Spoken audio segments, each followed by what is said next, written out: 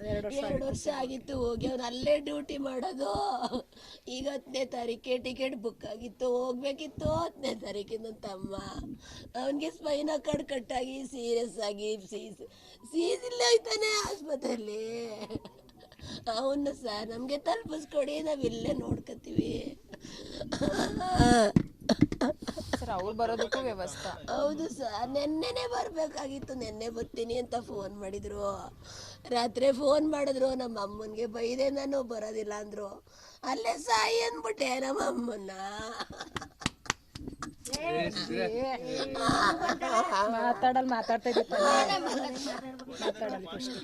ಅವತ್ತೇ ಮೊನ್ನೆ night sir ದಿನ ಫೋನ್ ಮಾಡ್ತಿದ್ರು ನಮಗೆ.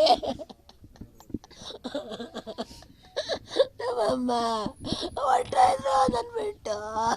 ನನ್ನ ತಮ್ಮನ ಮಗ, ನನ್ನ ತಮ್ಮನ ಪಾಪನ ಕಾಣಿಸ್ಕೊಡಿ, ಹೆಂಗಾರ ಕರೆಸಿ ಒಂದ್ಸಲ ನೋಡ್ಕೊತೀನಿ. ನನಗೆ ತಡ್ಕೊಳಕ್ಕಾಯ್ತಿಲ್ಲ. ಪಾಪು ನೋಡ್ಬೇಕು, ಸಿರಿ ನೋಡ್ಬೇಕು ನಾನು. ನಮ್ಮಮ್ಮ ಹೋದ್ರೂ ಪರವಾಗಿಲ್ಲ, ನನ್ನ ತಮ್ಮನ ಪಾಪ ಮುಳ್ಕೋಬೇಕಾಗಿತ್ತು. ಅಯ್ಯೋ ಅಷ್ಟು ಮುದ್ದಾಗಿದ್ದ ರಂಗಪ್ಪ ತಡ್ಕೊಳಲ್ಲ. ಹೌದು ಸರ್, ಈಗ ಮಾತಾಡಿದೆ. ರಾತ್ರಿ ವಿಡಿಯೋ ಕಾಲ್ ಮಾಡಿದ್ರು. ವಿಡಿಯೋ ಇದೆ, ಇಲ್ಲೇ ವಿಡಿಯೋ ಮಾಡ್ಕೊಂಡಿದ್ದೀನಿ. ನನ್ನ ತಮ್ಮಂಗೆ ಶ್ವಾಸಕೋಶಕ್ಕೆಲ್ಲ ಮಣ್ಣು ತುಂಬ್ಕೊಬಿಟ್ಟೈತೆ, ಕಿವಿ ಮೂಗೆಲ್ಲ. ಅವನು ಕೆಸ್ರೊಳಗಿಂದ ಎದ್ದು ಬಂದವನೇ. ನಮ್ಮ ಅಪ್ಪಾಜಿಗೆ ಕಾಲು ಏಟಾಗೈತೆ, ಜಾಸ್ತಿಗೆ ಕೈ ಎಲ್ಲ ಏಟಾಗವೆ ಸರ್. ಅಷ್ಟೇ ನನಗಿಲ್ಲ. ನಾನು ಹೇಳೋದು ನಮ್ಮ ಅಮ್ಮನ ನಮ್ಮ ಪಾಪನ್ನು ಕರೆಸ್ಕೊಡಿ ಸರ್, ನೋಡ್ಕೊತೀವಿ ಲಾಸ್ಟಲ್ಲಿ. 3 ಸ್ಟೇಜ್ ಗುಡ್ಡ ಕುಸಿತ ಆಗಿರೋದು. ಫಸ್ಟ್ ಸ್ಟೇಜ್ ಆದಾಗ ಫಸ್ಟ್ ಮೇಲ್ಗಡೆ ಒಂದು ಎಸ್ಟೇಟ್ ಇರುತ್ತಲ್ಲ, ಒಂದು ಲೈನ್ ಇರುತ್ತಲ್ಲ, ಅವರು ಇನ್ಫಾರ್ಮ್ ಮಾಡೋಕ್ಕೆ ಕಾಲ್ ಮಾಡಿದ್ದಾರೆ. ಈ ಥರ ಗುಡ್ಡ ಬೀಳ್ತಿದೆ, ನೀವು ಎದೋಳಿ ಅಂತ ಫೋನ್ ಮಾಡಿದ್ದಾರೆ. ನನ್ನ ಮೈದುನ್ಗೆ ಕಾಲ್ ಮಾಡೋಕೆ ಟ್ರೈ ಮಾಡಿದ್ದಾರೆ. 2 ಗಂಟೆ ರಾತ್ರಲ್ಲಿ ಫೋನ್ ಸೈಲೆಂಟ್ ಮಾಡಿರ್ತಾರೆ. ಮಗು ಮಲಗಿರೋದ್ರಿಂದ ಅವರು ನೋಡಿಲ್ಲ, ಮಲ್ಕೊಬಿಟ್ಟಿದ್ದಾರೆ. ಇನ್ನೊಂದು ಸ್ವಲ್ಪ ಗುಡ್ಡ ಕುಸಿತ ಆಗೋ ಸ್ವಲ್ಪ ಅವ್ರಿಗೆ ಗೊತ್ತಾಗುತ್ತಲ್ಲ, ಸೌಂಡ್ ಎಲ್ಲ ಇದೆಲ್ಲ, ಮಳೆ ಬರ್ತಿತ್ತಲ್ಲ, ಅವಾಗ ನಮ್ಮ ಅತ್ತೆ ನಮ್ಮ ಮಾವ ಎಚ್ಚರ ಆಗಿದ್ದಾರೆ. ಎತ್ಕೊಳ್ಳಿ ಪಾಪುನ. ಅಷ್ಟರೊಳಗಡೆ ಬತ್ತು ನೀರು ಬಂದ್ಬಿಡ್ತು, ಎತ್ಕೊಳ್ಳಿ ಅನ್ನೋಷ್ಟರೊಳಗಡೆ ಫುಲ್ ಎಲ್ಲ ಹೊರಟೋಗಿದ್ದಾರೆ. ಪಾಪುನ ಎಳ್ಕೊಳಕ್ ಹೋಗಿ ಮನೆ ಗೋಡೆ ಬಿದ್ದೋಗಿರೋದ್ರಿಂದ ನನ್ನ ವೈದ್ಯನ ಮೇಲೆ ಮತ್ತು ಪಾಪ ಮೇಲೆ ಅವಳದು ಕೈಯೆಲ್ಲ ಕಿತ್ತೋಗಿದೆ. ಪಾಪುನ ಕೈ ಹಿಡ್ಕೊಂಡು ಎಳ್ಕೊಳಕ್ ಹೋಗೋಷ್ಟರೊಳಗಡೆ ಮಣ್ಣು ಬಿದ್ದೋದಷ್ಟೇ ಇನ್ನ ನಮ್ಮ ಮಾವರು ಇವಳನ್ನ ಜಾನ್ಸಿನ ಎಳ್ಕೊಬಿಟ್ಟಿದ್ದಾರೆ. ಇನ್ನ ಮುಗಿದ್ರು ಅವರು.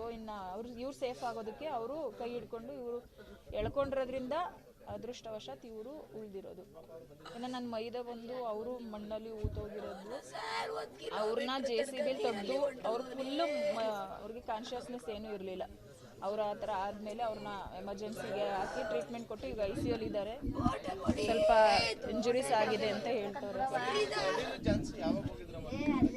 ಈಗ ಒಂದು 10 ದಿನ ಆಗಿತ್ತು. ಇಲ್ಲೇ ಬಂದಿದ್ರು, ಮಳೆ ಅಂತ ಹೇಳ್ಬಿಟ್ಟು ಇಲ್ಲೇ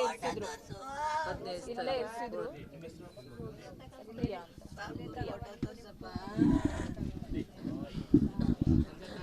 ತಳಪ ಆನಂದ್ ಹಿಡ್ಕೊಬರ,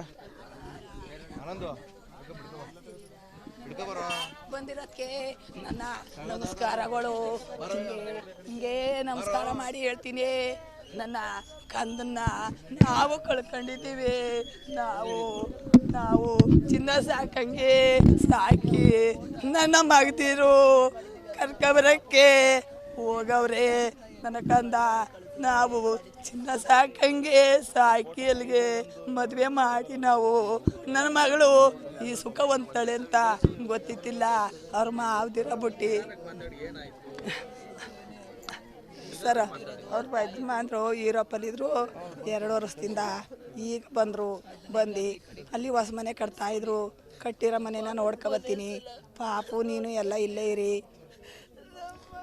ಇರಿ ನಾನು 3 ದಿವಸಕ್ಕೆ ಬರ್ತೀನಿ ಅಂತ ಅಂತು.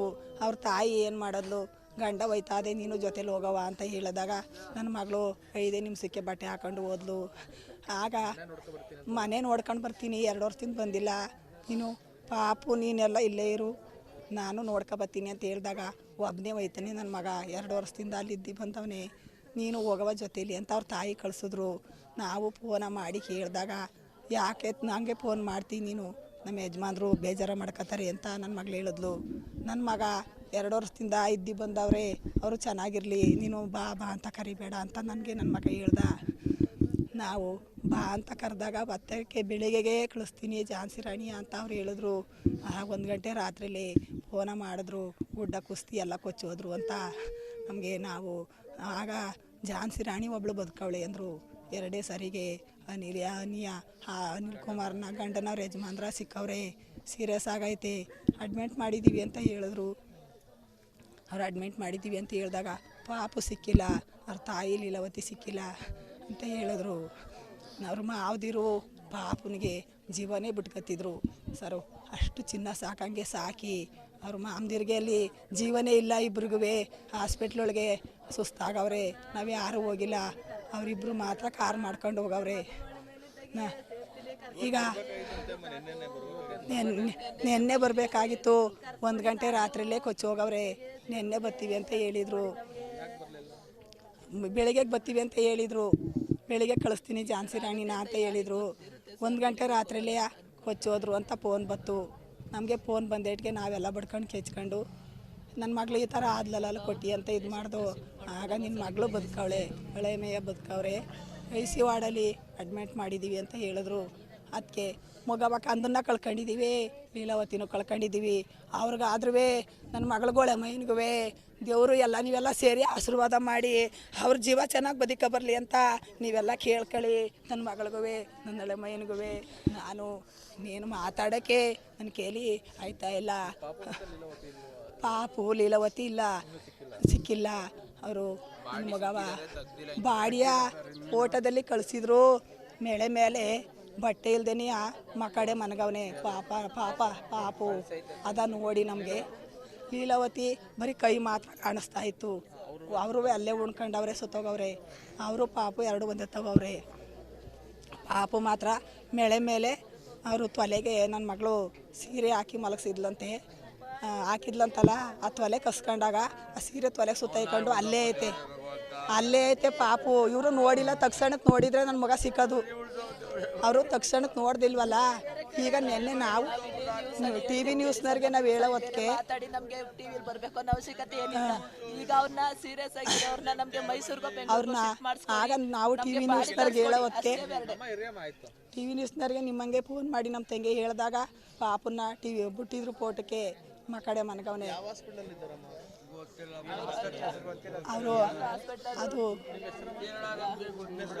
ನನ್ನ ಹೆಸರು ಉಳ್ಳಮ್ಮ ಅಂತ, ನನ್ನ ಮಗಳ ಹೆಸರು ಝಾನ್ಸಿ ರಾಣಿ, ನನ್ನ ಮಗ ಸಿದ್ದೇಶ್ವರ.